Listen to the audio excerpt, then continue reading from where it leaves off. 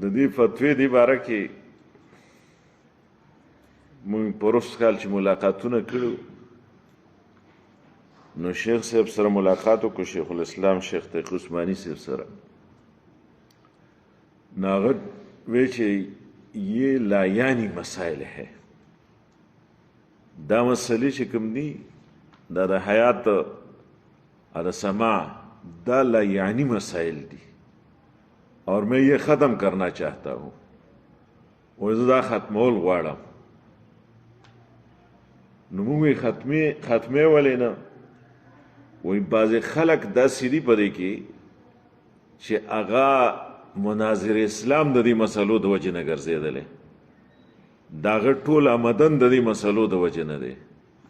نو هغه خلک دا مسلې ختمېدو ته نه پرېږدي ځکه چې د هغوی ټوله آمدن ورسره خرابي. نو موږ تاسو یک طرف ولیکئ، خپل طرف نه ولیکئ. وایي که ما ولیکلی یہ لوگ میری بوٹیاں نوچ لیں گے، دا د هغوی الفاظ دي. البته وایي تاسو داسې وکئ چې تاسو حضرت ته ووایه شیخ طیب صاحب یادو قائد محترم چې ما سره ملاقات وکړي نو په دې مسلو باندې زه کار کول غواړم چې دا ختم شي.